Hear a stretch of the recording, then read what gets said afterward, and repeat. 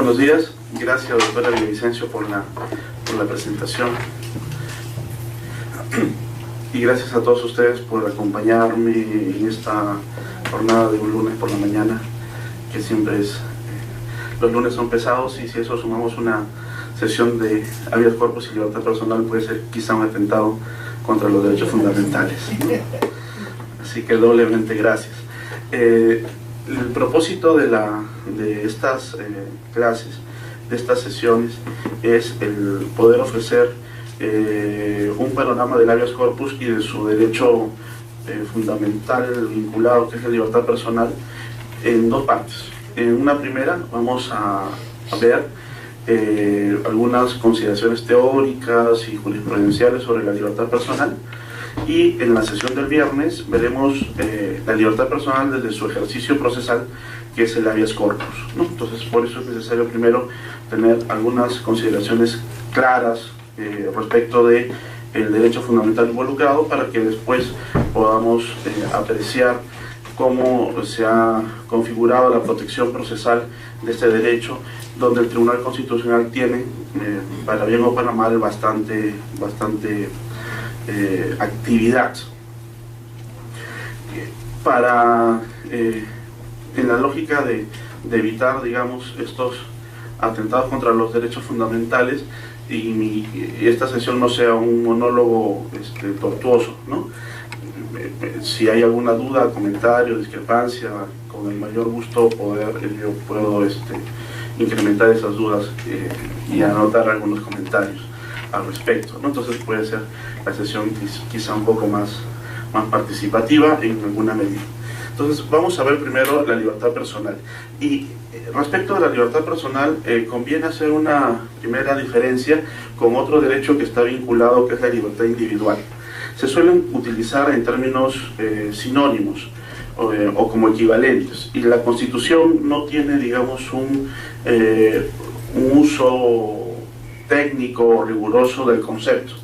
Como sabemos, la Constitución tiene como destinatarios a la ciudadanía en general, al pueblo, ¿no? Y por eso no utiliza necesariamente un lenguaje técnico. El lenguaje técnico viene para los especialistas y para podernos confundir, como siempre, ¿no? La libertad, en la Constitución, por un lado utiliza el término libertad individual y por el otro libertad personal. Para cierto sector son equivalentes. Para otro sector establece una diferencia que es importante anotar. Siguiente, por favor. Esa diferencia tiene que ver con entender que la libertad personal es una especie de la libertad individual, como se puede apreciar allí en la figura, ¿no? La libertad individual sería una suerte de derecho general, ¿no? Amplio, básico, y la libertad personal sería un ejercicio más situado, definido por una libertad de desplazamiento o libertad física, que es justamente lo que se protege con el habeas corpus, ¿no? Entonces tenemos que la libertad personal es una de las manifestaciones de la libertad individual. ¿Y la libertad individual cómo se entiende? ¿No? La libertad individual se entiende básicamente como una libertad general de actuación. Vamos a ver allí, ustedes lo pueden apreciar, que sobre libertad individual y libertad personal está este derecho previsto, ¿no? En distintos ordenamientos, tanto supranacionales como nacionales. Pueden ver que está desde la Declaración Universal de Derechos Humanos, la Declaración Americana de Derechos y Deberes del Hombre, el Pacto Internacional de Derechos Civiles y Políticos, la Convención Americana sobre Derechos Humanos. Entonces ahí hay un sustento no solo constitucional, sino también supraconstitucional de protección a este derecho fundamental. La libertad personal está prevista, ¿no?, en la Constitución, en el artículo 2, inciso 24, y la Constitución utiliza el término libertad individual en el artículo 200, inciso 1, cuando habla del habeas corpus. Eso es justamente lo que les comentaba hacía unos instantes, ¿no? La Constitución no utiliza un esquema riguroso, ¿no?, respecto de este derecho. Por un lado, en el capítulo sobre los derechos fundamentales establece la libertad personal, pero cuando desarrolla el habeas corpus, ¿no?, hace mención a la libertad individual. Entonces ahí pueden comenzar a ocurrir algunas dificultades, ¿no? Una primera solución sería entender que libertad personal y libertad individual son básicamente lo mismo, están previstas ambas en la Constitución. Pero la precisión viene ya por el lado de la jurisprudencia o de la teoría, y el Código Procesal Constitucional, que establece que más bien el derecho protegido por el habeas corpus es el de la libertad personal. La libertad individual, entonces, ¿qué sería? La libertad individual sería una suerte de derecho macro, ¿no? Derecho general. Podría definirse como una suerte de autodeterminación sin interferencia. Hacer lo que considero conveniente hacer, siempre que no esté prohibido o que por una ley imperativa, ¿no? Entonces, la libertad individual en algunos otros escenarios se denomina libre desarrollo de la persona, autonomía privada, libertad general de acción o libertad general de actuación. Es un derecho general, ¿no?, que tiene también un desarrollo importante en la jurisprudencia del Tribunal Constitucional, pero que es, como ustedes pueden apreciar, el derecho sobre el cual se construyen los demás derechos, ¿no? Las libertades de expresión, de información, la libertad de asociación, la libertad de reunión, la libertad de conciencia, la libertad religiosa, la libertad personal o de locomoción, son ejercicios de esta libertad individual o libertad general de actuación, de decidir qué es lo que quiero hacer siempre que ello no esté prohibido. Y bueno, y si lo hago, en principio, ¿no?, se merecería algún tipo de sanción prevista. Es en ese caso importante, por ejemplo, recordar que la jurisprudencia del Tribunal Constitucional tiene también algún pronunciamiento sobre la libertad individual, básicamente en ejercicios como su vinculación con el ejercicio de otros derechos. Me explico. No hace mucho, ¿no?, salió una regulación que prohibía el consumo de tabaco en centros abiertos al público, ¿no? Ustedes recordarán, y bueno, es una norma, ¿no?, entonces ustedes lo recuerdan muy bien, se estableció una suerte de diferencia entre zonas de fumadores y zonas de no fumadores dentro de establecimientos abiertos al público, básicamente restaurantes, ¿no? Después la norma se modificó y se estableció que ya no existían zonas de fumadores, sino que todas debían estar libres del consumo de tabaco. Un grupo de personas, ¿no?, de una asociación pro tabaco, ¿no?, en ejercicio de su derecho a la libertad de suicidarse, ¿no?, demandaron, ¿no?, una acción de inconstitucionalidad, o interponieron una demanda de inconstitucionalidad contra la ley, y el caso llegó a conocimiento, como corresponde, del Tribunal Constitucional.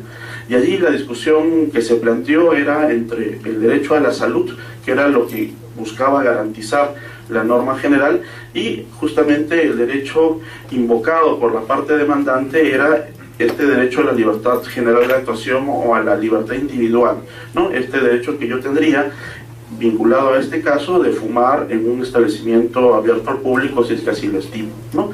El tribunal falló a favor de la ley, señaló que si bien existe una restricción, ¿no?, de la libertad individual, en este caso es una restricción que está plenamente validada o garantizada porque se busca proteger el derecho a la salud, ¿no? Entonces, como podemos ver allí, se presenta dentro de este escenario, ¿no?, este ejercicio de la libertad general de actuación o libertad individual, en ese caso vinculado, por ejemplo, con el deseo de fumar o no fumar en establecimientos públicos.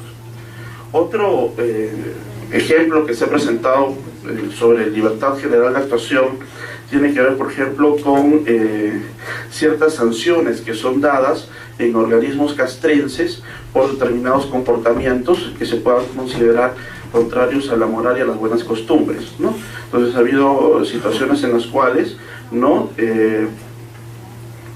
cadetes, por ejemplo, ¿no?, que quedaban embarazadas, eran expulsadas de los institutos castrenses porque consideraban que había una infracción a la normativa reglamentaria que lo prohibía. En otros escenarios, una persona fue sancionada porque se descubrió que se había casado con un transexual, ¿no? Entonces esto fue de conocimiento también a través de procesos de amparo del Tribunal Constitucional, y allí se apeló, ¿no?, a este derecho general para evaluar si es que existía o no existía una lesión. Entonces, como se puede apreciar, la libertad individual vendría a ser una suerte de derecho macro o derecho general, ¿no?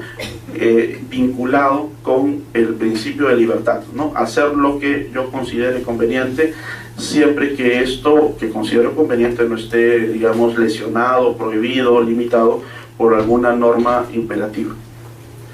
Entonces, la libertad individual se construye como un valor superior. Recordemos que la Constitución peruana, como cualquier otra norma fundamental, no solamente contiene pues regulaciones de conducta, sino también busca derechos o valores por proteger y promover, ¿no? Entonces se construye sobre la base de la promoción de determinados valores que tienen como norte la dignidad de la persona. Es un valor superior y es un principio constitucional, en tanto principio es utilizado, ¿no?, para resolver problemas que puedan tener relevancia constitucional y donde se necesite, ¿no?, tener mención a este concepto. La libertad individual, como todo derecho fundamental, tiene dos partes, ¿no? Los derechos fundamentales tienen una dimensión que se denomina dimensión subjetiva, que es el ejercicio propio, ¿no?, particular que hace cada persona en tanto titular del derecho, y tienen también una dimensión objetiva, es decir, los derechos fundamentales no solamente son importantes porque ejercen o favorecen facultades de hacer o no hacer a las personas, sino porque todo nuestro ordenamiento se basa o debería basarse a la luz de los derechos fundamentales, ¿no? Así, por ejemplo, los derechos fundamentales son una suerte de límite al poder reglamentario o al ejercicio normativo, a una determinada decisión jurisdiccional, ¿no? Yo no solamente tengo un derecho fundamental y lo ejerzo de manera individual, sino que además los derechos fundamentales en conjunto son una manera de interpretar todo el ordenamiento.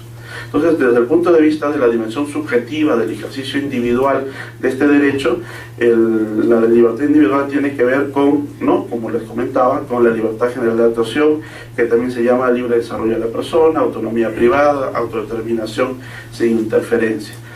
Por el lado objetivo, ¿no?, esta dimensión de la libertad individual tiene que ver con aquella orientación del comportamiento estatal y del contenido del derecho positivo, ¿no?, como una suerte de mandato de no interferencia. Entonces, el Estado, ¿no?, a través de sus distintos organismos constitucionales, autónomos o reparticiones estatales, tendría que desarrollar sus distintas ejercicio de competencias, sean legislativas, normativas, ejecutivas, regulatorias, etcétera, teniendo en cuenta este valor que sería un mandato de no interferencia. Yo debo de establecer márgenes, ¿no?, de libertad a los seres humanos, porque si no terminamos pareciéndonos a aquellos estados de los cuales hemos querido salir, ¿no?, estados absolutistas, estados donde el margen de libertad es muy precario. Siguiente. Desde un punto de vista teórico, filosófico, y acá me valgo del filósofo muy interesante Isaiah Berlin, ¿no?, la libertad puede ser entendida también de dos puntos de vista, ¿no? Por un lado tiene una dimensión negativa y una dimensión positiva. La libertad negativa en términos de Berlin es aquella libertad de interferencia, ¿no?, en asuntos personales. Es decir, la libertad negativa impide, ¿no?, impediría que el Estado intervenga inválidamente en el desarrollo de mi persona. Por otro lado, la libertad positiva tendría que ver con una libertad ¿no?, una libertad para poner en práctica algún bien mayor respecto de la historia, dice Berlin, ¿no? Entonces aquí hay un contenido negativo y un contenido positivo de la libertad individual. Por un lado, una garantía de que el Estado no intervenga de manera excesiva o desproporcionada dentro de los márgenes de mi libertad, y por otro lado, una exigencia para mí, usar la libertad para algo, ¿no?, para algo que se estima debe ser positivo y en términos ya, digamos, constitucionales, en actividades compatibles con una sociedad democrática y constitucional. Siguiente.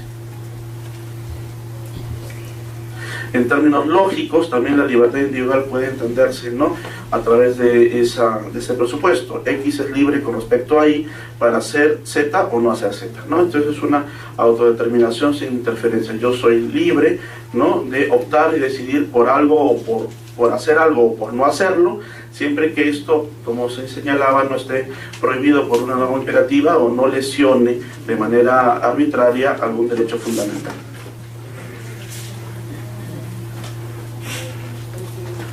Es lo que se comentaba allí, ¿no? Si X es una acción y no está prohibida por una norma jurídica formal y materialmente constitucional, entonces estará permitida la realización de X, ¿no? Yo puedo hacer todo lo que considere conveniente, salvo que esté prohibido por una norma imperativa, una norma expresa, o lesione en términos materiales la Constitución, ¿no? En eso consiste la libertad individual. En términos de la Corte Interamericana de Derechos Humanos, en un caso también bastante célebre, el caso Chaparro Álvarez y otros contra Ecuador, del año 2007, se define, ¿no?, en esos mismos alcances la libertad individual, la capacidad de hacer o no hacer todo lo que esté lícitamente permitido, ¿no? Este es un ejercicio del principio de libertad. Puedo hacer todo lo que yo quiera, ¿no?, diferente del esquema estatal, sometido al principio de legalidad. El Estado solo puede hacer aquello que se le está permitido. Nuestro esquema es, en este caso, diferente. Constituye el derecho de toda persona de organizar, con arreglo a la ley, su vida individual y social conforme a sus propias opciones y convicciones.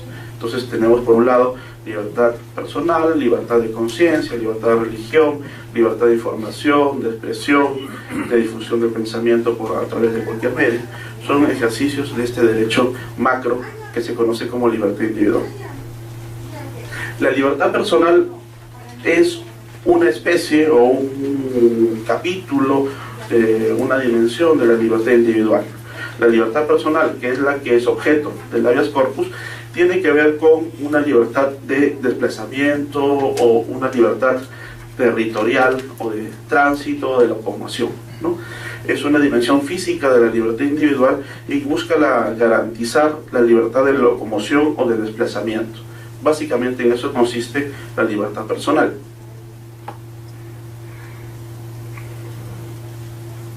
Desde el punto de vista de la jurisprudencia del Tribunal Constitucional, la libertad personal se entiende desde un lado, ¿no?, desde su dimensión subjetiva, como la garantía de la prohibición de injerencias arbitrarias en un ámbito de libertad corporal, locomotora o ambulatoria, y desde una dimensión negativa, diversos deberes a cargo del Estado, entre los que se encuentra el de proveer un orden normativo dirigido a hacer posible que la dimensión subjetiva de la libertad no sea perturbada en su disfrute y ejercicio.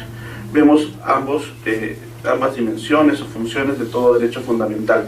Por un lado, el ejercicio individual, ¿no?, del titular, en este caso, la libertad que yo tengo de desplazarme, de transitar, ¿no?, de que yo no sea intervenido en mi corporalidad sin una razón válida o legítima, por un lado, y por el otro, la libertad personal es una suerte de límite, ¿no?, a la actuación del Estado. El Estado no podría, ¿no?, establecer un conjunto de actividades o acciones que vayan en contra de la idea de la libertad personal. La Constitución utiliza también el concepto de seguridad personal, ¿no? Si ustedes revisan el artículo 2, inciso 24, ahí se utiliza que toda persona tiene derecho a la libertad y seguridad personales, ¿no? La seguridad personal es un matiz que tiene básicamente que ver con la dimensión objetiva de la libertad personal. En términos de la Corte Interamericana, del ya citado caso Chaparro Álvarez contra Ecuador, ¿no?, la seguridad personal es la ausencia de perturbaciones que restrinjan o limitan la libertad más allá de lo razonable, ¿no? Entonces, la seguridad personal sería una suerte de garantías que uno tiene, ¿no?, garantía respecto de que la actuación estatal no va a restringir de modo arbitrario mi libertad personal. Entonces no van a establecerse un conjunto de regulaciones o actuaciones, ¿no?, que puedan poner en peligro el ejercicio, el ámbito de mi libertad de desplazamiento, mi libertad física.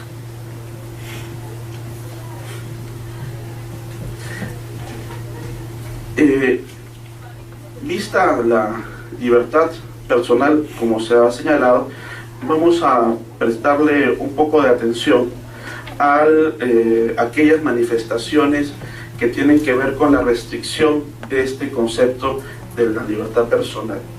Existen básicamente dos, ¿no? Una es la detención, que en términos generales sería una suerte de privación del derecho, y en otros la retención, que sería una suerte de restricción.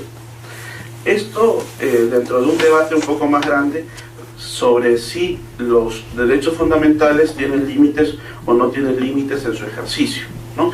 Todos los derechos están sujetos a límites, existen derechos que son absolutos, ahí hay bastante discusión, ¿no? Para algunos autores los derechos fundamentales se encuentran todos limitados o restringidos. En tanto que yo vivo en sociedad, eso significa que yo tengo que ceder, restringir un conjunto de derechos para poder favorecer más bien el ejercicio de otros derechos. Como dice el maestro Carlos Fernández de Sarego, el derecho justamente surge cuando Caín mata a Abel, ¿no? Si Caín no hubiera matado a Abel, no hubiera sido necesario el derecho. En sociedad es difícil, ¿no? Que exista una convivencia pacífica no regulada, y por lo tanto es necesario establecer ciertas restricciones o limitaciones. Pero esa es una postura. Existen otras posturas que señalan que si bien la gran mayoría de derechos tienen límites, existirían algunos derechos que no tienen límites, que deben ser absolutos. Algunos derechos, por ejemplo, vinculados con determinadas concepciones religiosas, el derecho a la vida, ¿no? El derecho a la vida sería un derecho absoluto, por lo tanto no cabría ningún tipo de manifestación restrictiva, llámese aborto o pena de muerte, ¿no? Dentro de alguna determinada concepción religiosa, básicamente, ¿no? Este derecho sería absoluto. Algunos otros señalan, por ejemplo, como derechos absolutos, el derecho a no ser sometido a torturas, ¿no? El derecho a no ser torturado es un derecho absoluto, porque en ningún caso es posible la tortura, ¿no? ¿Es posible válidamente torturar a una persona? No habría ningún supuesto válido para que yo torture a nadie. Entonces el derecho a no ser sometido a torturas sería absoluto. Y otros dicen también que otro derecho absoluto sería la libertad de conciencia. Yo puedo pensar lo que quiera, ¿no? Y ahí no tengo límites. Los límites van a venir cuando yo decido exteriorizar eso que pienso, pero ya no será libertad de conciencia, será libertad de expresión. Y la libertad de expresión está sujeta a límites, ¿no? Yo puedo, en ejercicio de mi libertad de expresión, atentar contra la buena reputación o el honor de las personas, o la intimidad. Pero en mi fuero interno puedo pensar lo que yo estime conveniente, y allí no existe ningún tipo de restricción o limitación. Entonces ahí se discute mucho, ¿no? Si es que existen derechos absolutos o no existen derechos absolutos. En principio, mayoritariamente, se sostiene que los derechos tienen limitaciones. Entonces ahora lo que se busca es que esas limitaciones se encuentren razonablemente establecidas, sean constitucionales, ¿no? Y si no, tenemos pues los mecanismos procesales para poder recuperar esos derechos. En el caso de la libertad personal, el proceso de habeas corpus. Existe una diferencia dentro de esa versión de derechos limitados, que tiene que ver con el grado de afectación a la libertad personal.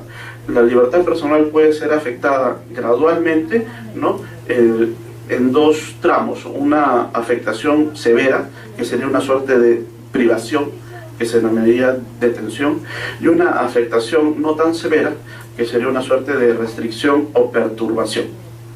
En nuestro esquema, ¿no?, constitucional y legal, se permiten ambas figuras. La primera, que es la figura más fuerte, es la de la detención, ¿no?, que es la privación de libertad llevada a cabo por una autoridad competente, y la única persona o la única autoridad competente para detener a una persona es la Policía Nacional del Perú. Solamente a esa figura se denomina detención. Si un particular detiene a otro, eso no es detención, ¿no? Eso se llama aprehensión, y eso sigue a continuación. Si un funcionario público detiene a otro, por ejemplo en un control migratorio de un aeropuerto, eso tampoco es detención, eso se llama en términos técnicos retención. Detención en sentido estricto solamente se da a través de la autoridad competente, y de acuerdo a nuestra Constitución, la autoridad competente es la policía, ¿no? La retención es, ¿no?, más bien una restricción a la libertad personal momentánea, ¿no?, que se da por autoridades o funcionarios estatales no policiales. Como decía, por ejemplo, el caso de un control de migraciones, un control en un aeropuerto o en un terrapuerto, ¿no?, donde el funcionario puede tomar retenida a una persona, restringir su libertad personal, pero se estima por breve momento. Y la aprehensión, nuestro Código Procesal Penal, si bien no vigente todavía en Lima, ¿no?, solamente para delitos contra funcionarios públicos, también permite el que un particular pueda restringir la libertad de otra persona, pero dentro de determinadas condiciones de seguridad, ¿no? Esto no significa, como a veces se suele entender, como una suerte de favorecimiento a los linchamientos y las agresiones físicas de las personas que vienen a ser aprehendidas, ¿no? El código establece una regulación que la veremos también más adelante, pero la aprehensión es aquella privación de libertad o restricción de libertad, se entiende, temporal, ¿no?, llevada a cabo por un particular. Entonces, respecto de las limitaciones a la libertad personal, hay tres tipos. La primera, la regular, que es la detención llevada a cabo por un policía. Si es un funcionario, y esto se entiende también de manera temporal, se denominará retención, y si es un particular que busca ayudar, ¿no?, o favorecer la lucha contra la delincuencia o la comisión de algunos delitos, se denominará aprehensión.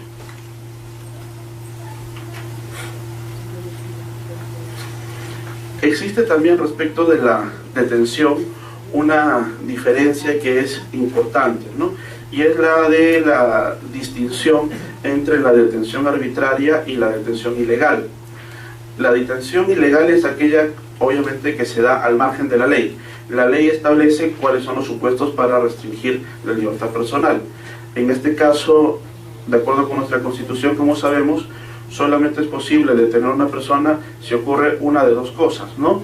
O existe una situación de flagrancia, o existe una orden de un mandato motivado y escrito por parte del juez. Solamente en esos dos casos.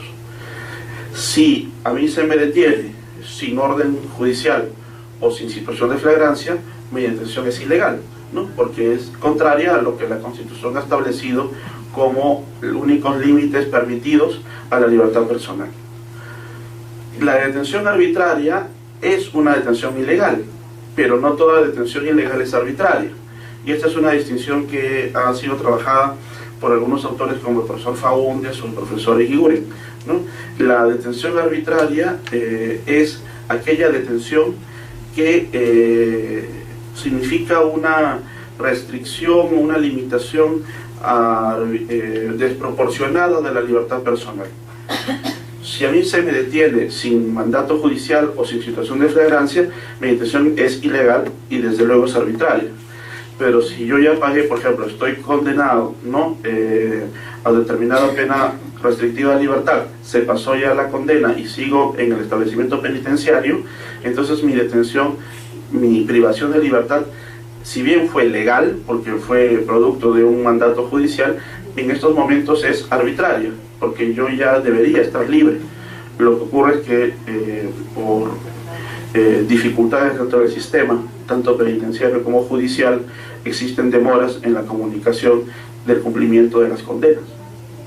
Si yo he sido detenido en una situación de flagrancia, vinculado, por ejemplo, con narcotráfico o terrorismo, existen 15 días, ¿no?, de detención, previstos por la Constitución. Pero si se pasan esos 15 días, entonces ya mi detención termina siendo arbitraria, ¿no? Entonces existe esa diferencia. No toda detención arbitraria es ilegal, ¿no?, o mejor dicho, no toda privación inconstitucional de la libertad personal es ilegal.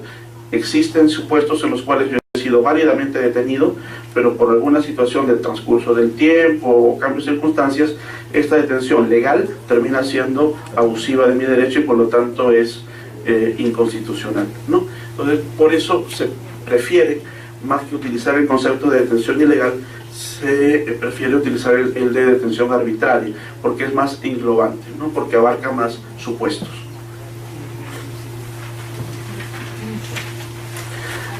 Vamos a ver ahora algunas medidas cautelares personales que tienen que ver con la restricción de esta libertad física o desplazamiento. La primera, la detención, ¿no? La detención, que puede ser una detención judicial, aquella establecida por un mandato judicial escrito y motivado, y una detención preliminar o preventiva que se denomina flagrancia, ¿no? Para esta parte estoy utilizando, digamos, las diferencias teóricas desarrolladas por el profesor y juez César San Martín, ¿no? En su libro Derecho Procesal Penal. La detención prevista por nuestra Constitución es o una detención judicial o una detención policial. Y si es policial, solamente si estamos en una situación de flagrancia. En términos de la Constitución, la detención preliminar es aquella privación de libertad realizada por la policía de duración determinada por la ley, es 24 horas o término de la distancia para delitos comunes y 15 días naturales para delitos exceptuados. Esos 15 días naturales, terrorismo y narcotráfico, ¿no? Con la finalidad de poner a una persona a disposición del juez para que pueda ser ejecutada la detención judicial si es que el juez así lo estima, ¿no? En algunos momentos o en algunos escenarios la detención es 24 horas. En otros se utiliza el concepto de término de la distancia.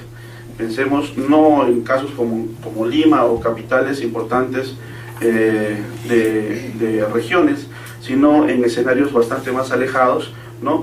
Donde el traslado de un detenido de la policía a la fiscalía o al juzgado puede demorar varios días por las condiciones del transporte, ¿no? En algunos casos el transporte que no solamente es vehicular, sino que también es transporte en trocha, transporte en vehículo lacustre o fluvial, ¿no? Entonces, puede demorar bastante más, ¿no? Entonces, por eso se utiliza el concepto de término de la distancia. Y ahí, como dice Iguren, se aplica o se debería aplicar un concepto de razonabilidad, ¿no? Otra idea que plantea también este autor es que no debe entenderse en la Constitución como que la flagrancia permitiría que la policía pueda tener detenida a una persona 24 horas o 15 días si es narcotráfico o terrorismo, sino que yo inclusive puedo plantear un habeas corpus dentro de las 24 horas o dentro de los 15 días si es que ya las investigaciones fueron realizadas. Es decir, no debe entenderse como plazos fijos, sino como plazos máximos, ¿no? Si, por ejemplo, yo estoy detenido 15 días porque soy un presunto terrorista, ¿no? Entonces, no es que la policía tenga 15 días para investigar, sino que debe de investigar en el menor tiempo posible. Es lo que se estima porque hay una agresión a mi libertad personal. Y si ya se investigó y ya se tienen las condiciones para formular acusación en el día 5, entonces debería yo ya estar a disposición del juez en ese día. Si no, entonces yo puedo plantear un habeas corpus inclusive, a pesar de que la Constitución establece 15 días, ¿no? Porque no deben entenderse como plazos máximos, ¿no? Sino como, no deben entenderse como plazos fijos, sino como máximos plazos que deben tener, ¿no? Que deben interpretarse. Esto está sujeto sin duda también a cierto debate, ¿no? La Corte Interamericana de Derechos Humanos plantea también esa posibilidad, ¿no? O la necesidad de que las restricciones a la libertad personal sean vistas de la manera menos amplia posible, ¿no?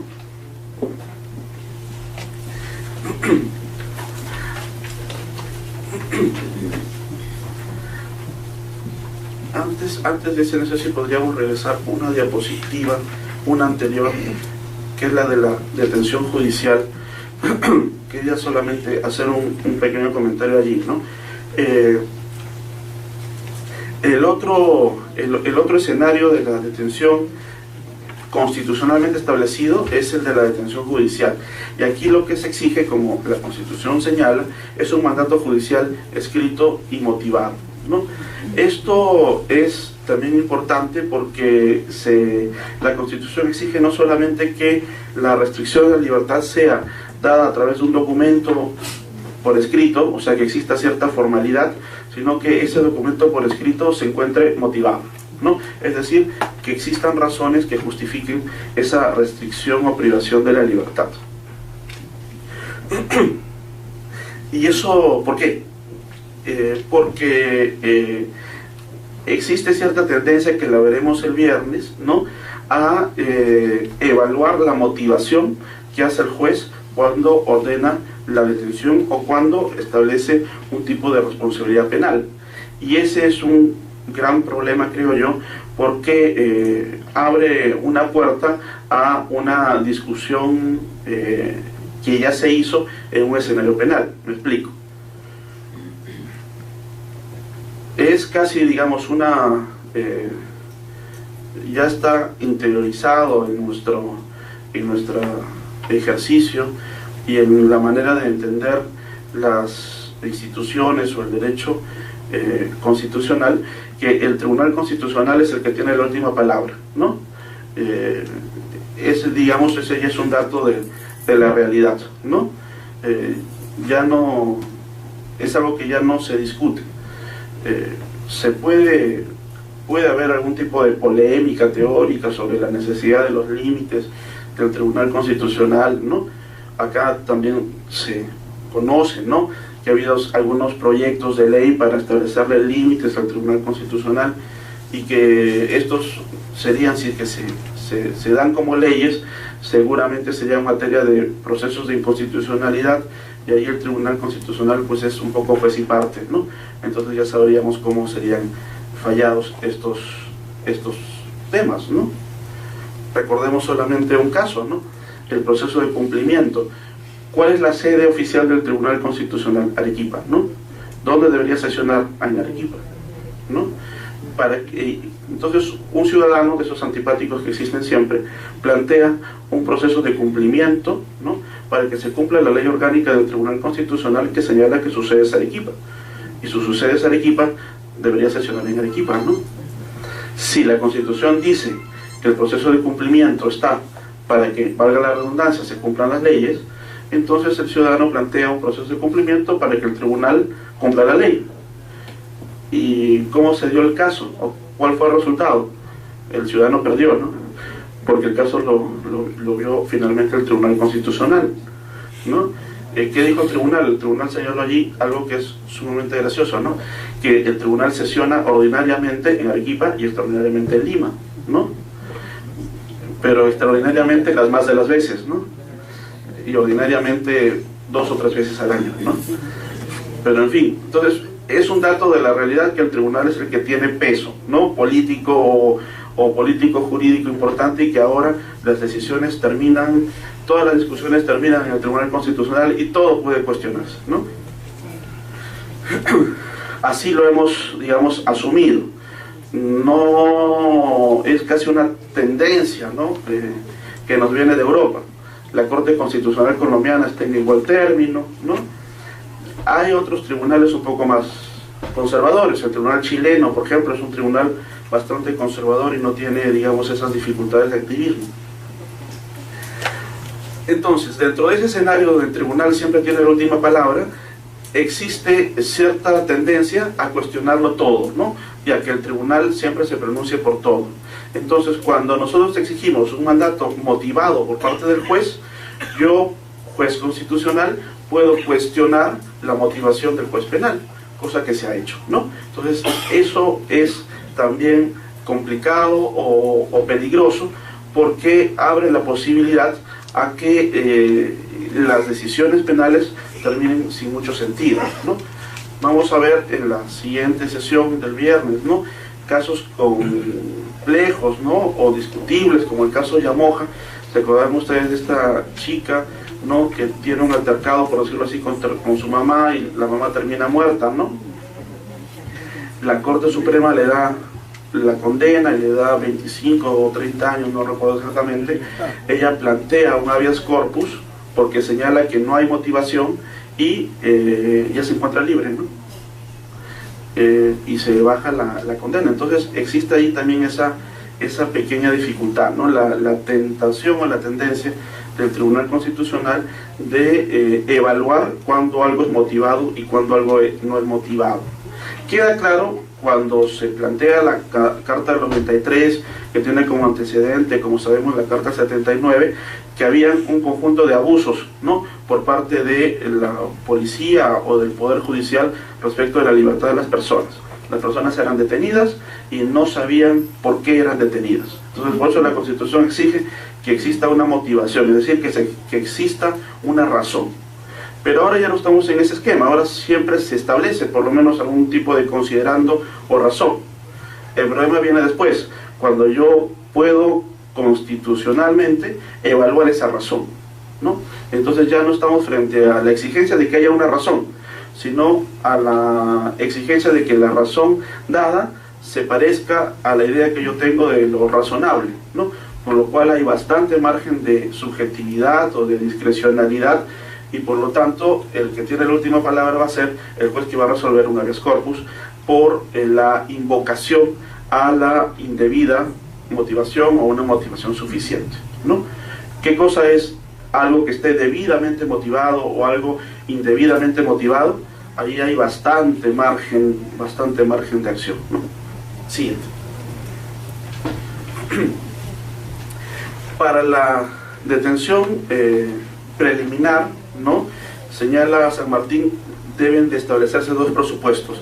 El primero, la imputación, es decir, el establecimiento más o menos cierto de que aquella persona tiene algún tipo de responsabilidad penal, y la segunda, el peligro de fuga, es decir, que exista algún riesgo, ¿no?, de que la persona pueda sustraerse, como se dice, del proceso, o pueda obstaculizar el desarrollo normal del proceso y no llegue a un resultado. Siguiente. La imputación, ¿no?, es la procedencia de la detención, queda legalmente condicionada a aquel imputado que se encuentra en una situación de flagrancia, ¿no? Sin flagrancia no hay detención preliminar legal, ¿no? La exigencia es a que exista una situación de flagrancia. La imputación tiene que ver con que se configure o no se configure una situación de flagrancia. Siguiente. Más bien, el peligro de fuga tiene que ver con aquellas condiciones que podrían hacer peligrar la investigación, el desarrollo del proceso, y por lo tanto se establece la necesidad de que se configure esta detención.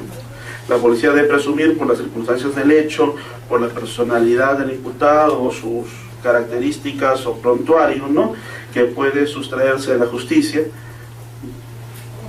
como ha ocurrido por ejemplo en Tumbes, ¿no? En aplicación del principio de proporcionalidad no habrá peligro de fuga en casos de faltas y delitos leves, ¿no?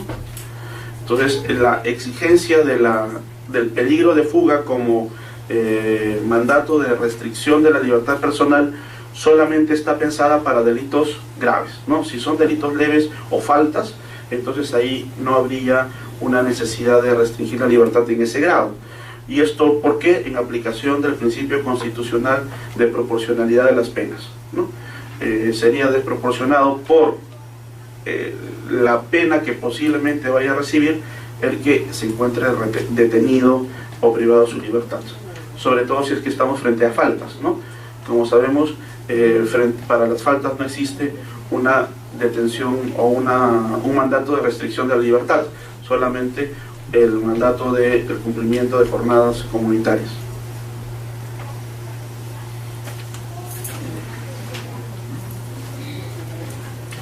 La flagrancia, ¿no?, en términos etimológicos, tiene que ver con arder o resplandecer. A eso alude la flagrancia, es decir, encontrar, en términos más coloquiales, a alguien con las manos en la masa, ¿no? Es decir, que está cometiendo allí el delito, que ha sido casi inmediato cometerlo, ¿no? Entonces el delito flagrante es aquel cuyo autor es sorprendido en el momento mismo de cometerlo, ¿no? Como se dice en latín, infraganti, ¿no?, que en realidad es incorrecto, ¿no?, porque infraganti es en fragancia, ¿no? No es flagrancia, sino fragancia, que es olor, ¿no? Pero bueno, ya se ha pasado así, debería ser inflagranti, ¿no? Pero se dice infraganti con más facilidad. La flagrancia señala el doctor César San Martín, tiene tres presupuestos, ¿no? Inmediatez temporal, inmediatez personal y necesidad urgente. La policía, que es la que va a intervenir y establecer la detención de la persona, debe de tener en conocimiento o debe de respetar y observar estos tres requisitos que deben darse copulativamente, conjuntamente, para restringir la libertad. Una inmediatez de tiempo, de persona y una necesidad de la captura. Siguiente. La inmediatez temporal tiene que ver con que se esté cometiendo un delito o se haya cometido instantes antes, ¿no? La idea es que yo capture a quien ha cometido el delito, ¿no? A eso presume la flagrancia. Es decir, que no exista un nexo de tiempo que se haya cortado. Desde que se cometió el delito hasta el momento en que ocurrió la captura, el nexo de tiempo o la línea de tiempo no debe haberse cortado. Si a mí me roban un celular y yo logro perseguir, en ese supuesto bastante hipotético en mi caso, ¿no?, que yo corra tras el delincuente y lo persiga y lo capture, ¿no?, entonces ahí sí habrá una detención, una inmediatez temporal. No ocurrirá o no habría una detención o una inmediatez temporal si es que me roban el reloj y yo un día o 2 días después veo al autor y lo persigo, ¿no? Obviamente ahí no hay una línea de tiempo. Eso es importante recalcarlo, resulta obvio, pero ha habido bastante jurisprudencia de habeas corpus por abuso de esta inmediatez temporal, ¿no? Por eso se utiliza este concepto de cuasi flagrancia, que es utilizado no tanto por el Poder Judicial, sino por el Ministerio Público, por la Fiscalía, ¿no? La cuasi flagrancia, que da una suerte de plazo de 24 horas, ¿no? Hasta 24 horas para poder hablar de una situación de flagrancia delictiva y la persona pueda ser detenida sin mandato judicial, ¿no? Por otro lado, se exige que una inmediatez de tipo personal o de tipo subjetiva, ¿no? Entonces aquí lo que se busca es que el delincuente se encuentre allí en ese momento, dice San Martín, en situación tal con relación al objeto, a los instrumentos del delito, que ello ofrezca prueba de su participación en el hecho, ¿no? Que la persona que yo he detenido sea la que haya cometido esa presunta infracción o ese presunto delito, ¿no? Entonces debe haber una inmediatez personal también. Y esto, digamos, son 2 requisitos válidos, ¿no?, para poder restringir de esa manera, sin que medie una decisión judicial, la restricción de la libertad personal de los individuos o de los ciudadanos que se ven involucrados en esas situaciones. Por un lado, inmediatez temporal y por el otro, inmediatez personal. Siguiente. Ahí no son las 24 horas, ¿no? Las 24 horas es una práctica fiscal, ¿no? Pero digamos, si pasan 2 días y la persona tiene los instrumentos del delito, ya no habría flagrancia. Ya no habría flagrancia. O sea, la flagrancia es significa que no debe haber, que el nexo de tiempo y de persona no debe de romperse.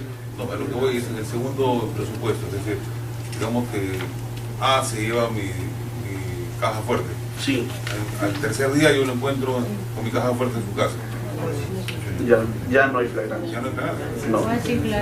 A pesar que tienen los objetos del delito. Sí, porque se ha roto la línea de tiempo, ¿no? La línea de tiempo para el Ministerio Público es 24 horas. En 24 horas habría esta situación de cuasi flagrancia o casi flagrancia. Pero si han pasado ya 2 días o 3 días, ya yo lo que voy a necesitar es una orden de juez, ¿no? ¿Por qué? Porque se estima que si no, podría cometerse situaciones de abuso, ¿no?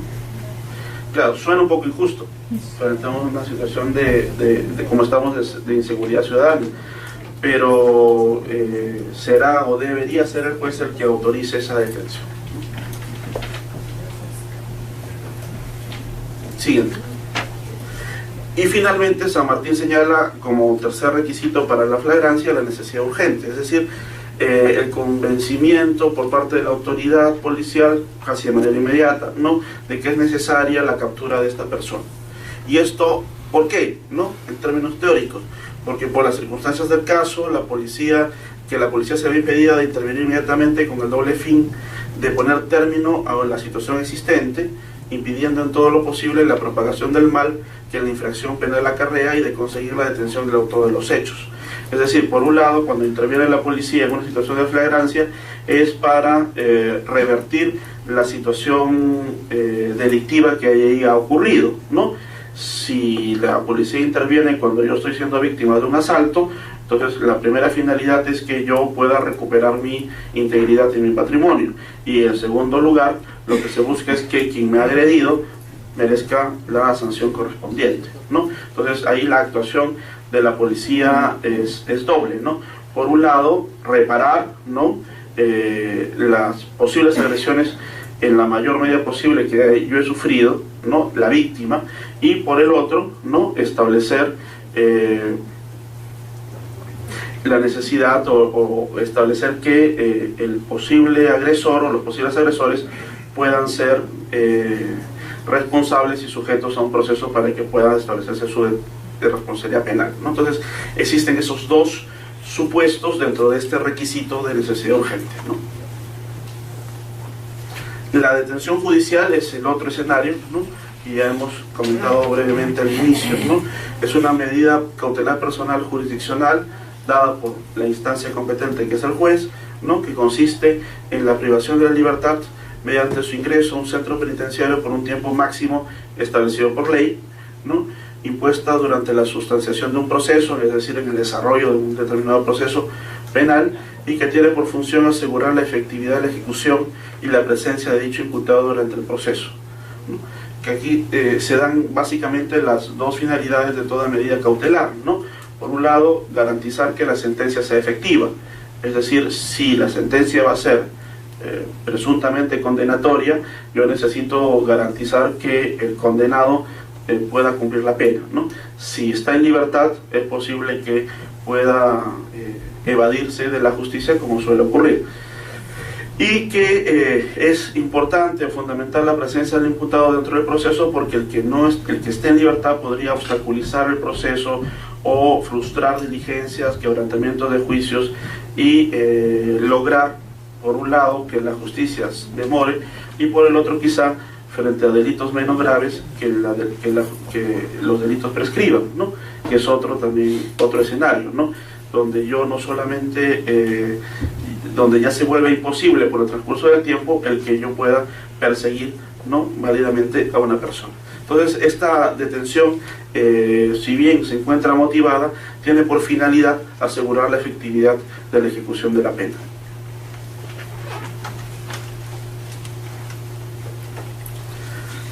Siguiendo siempre aquí a San Martín, ¿no?, los fines de la detención judicial son, por un lado, mantener la presencia del imputado durante el proceso para fines probatorios, ¿no?, y por el otro, asegurar la presencia para el momento en que se dicte la sentencia firme y se proceda después a su cambio de condición, ¿no? Ya pasa de una detención a una situación de condena, ¿no?, de una restricción ya establecida por un determinado momento. La detención judicial tiene un conjunto de requisitos que también deben ser observados por el juez, ¿no? Excepcionalidad, jurisdiccionalidad, variabilidad, temporalidad y proporcionalidad. Es decir, son un conjunto de consideraciones que debe tener todo juez al momento de evaluar la decisión de restringir o no la libertad personal del imputado. Siguiente, si es que creo que no sé si he desarrollado cada uno en diapositiva o lo tengo todo en... A ver la siguiente, por favor. No. Entonces, volvemos. ¿Por qué es la detención judicial excepcional? Porque obviamente estamos hablando de una situación en la cual la persona es privada de su libertad y, por otro lado, ¿qué derecho o principio constitucional tenemos? La presunción de inocencia, ¿no? Entonces estamos frente a una situación en la cual la persona está todavía sujeta a un proceso, todavía no ha sido condenada, todavía no se ha establecido si es responsable o no, si es culpable o no, pero existe pues algún tipo de indicios suficientes, razonables, que más o menos harían presumir al juez que esa persona es o va a ser condenada, ¿no? Pero es excepcional en el sentido de que lo regular es que exista o que permanezca el principio constitucional de la presunción de inocencia, ¿no? Lo regular es que la persona siga el proceso en libertad. Más bien lo excepcional es que se restrinja su libertad, ¿no? En términos severos como el de una detención, y que estos deben ser vistos siempre con carácter de emergencia o de excepción. Justamente sobre la excepcionalidad, ¿no? Hace 2 semanas estuvo por Lima, o no sé si todavía está, creo que iba a estar una semana, el relator de la Comisión Interamericana de Derechos Humanos, el señor Cavallaro, ¿no? Y creo que también visitó el Congreso, visitó Palacio de Justicia también, y está haciendo una investigación sobre las detenciones preliminares, porque según se dice, los jueces abusan de esta medida, ¿no? En Latinoamérica y quizá en el Perú con alguna incidencia, ¿no? Nosotros estamos haciendo algunos estudios por parte del Poder Judicial para también ver o evaluar cuál ha sido esta decisión, ¿no? En términos, digamos, gruesos, por ejemplo, se tiene que hay cierta tendencia de los jueces de tránsito. Usted sabe que el Poder Judicial ha establecido algunos juzgados de tránsito para ver el tema de los accidentes, ¿no? Y hay cierta tendencia por parte de los jueces a establecer prisiones preventivas con bastante facilidad, ¿no? Entonces cualquier tema de tránsito pasa a ser ya quizá por demanda social, ¿no? El que pasen unas temporadas más o menos largas dentro de la prisión preventiva. Y esto, claro, es una medida que responde a la demanda social, pero por otro lado puede generarnos, desde el punto de vista internacional, dificultades, ¿no? Recordemos que la Corte Interamericana tiene una postura bastante proclive a la protección de los derechos humanos de las personas, y esto hace que no vea necesariamente con buenos ojos algunas medidas un poco más restrictivas, y ahí hay todo un debate también, ¿no? Entonces la excepcionalidad lo que busca es que la medida deba ser impuesta si es que no hay de otra, ¿no? Que no es lo regular, no debe ser la regla general. Justamente más bien la tendencia judicial es que suele ser la regla general cuando el delito es grave, ¿no? La jurisdiccionalidad significa que quien impone la medida tiene que ser el juez, eso resulta obvio, ¿no? Tiene que ser la autoridad judicial de manera motivada. La variabilidad, como es una medida cautelar, ustedes saben, las medidas cautelares tienen como una de sus características el que no son firmes, ¿no? Están sujetas a las circunstancias. Por lo tanto, la medida cautelar, en este caso de detención, puede variar en cualquier momento si se ofrecen algunas circunstancias o cambian algunos elementos para la consideración del juez. En ese sentido, es una medida variable. Temporal, en el sentido de que está sujeta al tiempo, y a un tiempo necesariamente breve, ¿no? Lo que se busca es que el imputado permanezca detenido el menor tiempo que sea posible para conseguir la finalidad del proceso. Si el proceso va en el sentido de que se habría ya establecido la no participación o no responsabilidad de la persona, entonces esta debería de recobrar su libertad de manera inmediata, ¿no? En ese sentido está el criterio de temporalidad. La detención preliminar debe de durar el menor tiempo que sea posible para eso. Finalmente, el principio de proporcionalidad, y este principio que es tan utilizado actualmente en el escenario constitucional, ¿no? El principio de proporcionalidad, que tiene que ver con la evaluación sobre los medios, ¿no? O sobre si existen algunas circunstancias o condiciones menos gravosas o menos lesivas para el derecho, ¿no? La labor del juez es muchas veces la de sopesar, ¿no? La de pesar. Es una técnica para resolver conflictos. Por un lado tengo un derecho A y por el otro lado tengo el otro derecho.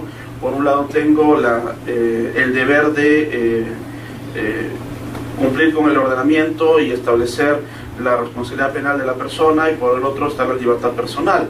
Entonces yo tengo que ponderar, evaluar, sopesar, ¿no? Y en qué medida yo puedo darle más peso, ¿no? O darle mayor valor a determinado platillo de la balanza, ¿no? Entonces la proporcionalidad tiene que ver justamente con esa opción, ¿no? Para garantizar también el que la actuación no sea arbitraria, ¿no? Recordemos que el principio de proporcionalidad o de razonabilidad lo que busca es que quien tiene autoridad no lo ejerza de manera abusiva o arbitraria. Entonces la imposición, en este caso de una detención preliminar, debe ser dada con respeto a la razonabilidad y a la interdicción de la arbitrariedad. Siguiente.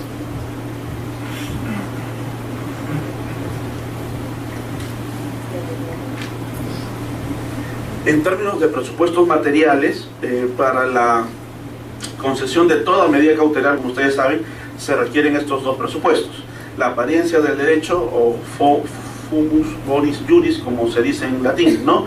De que exista un humo razonable de apariencia del derecho, y el segundo, el peligro en la demora, ¿no? El periculum in mora, si lo decimos en latín. Yo prefiero el castellano, ¿no? Apariencia de derecho y peligro en la demora. Siguiente, por favor.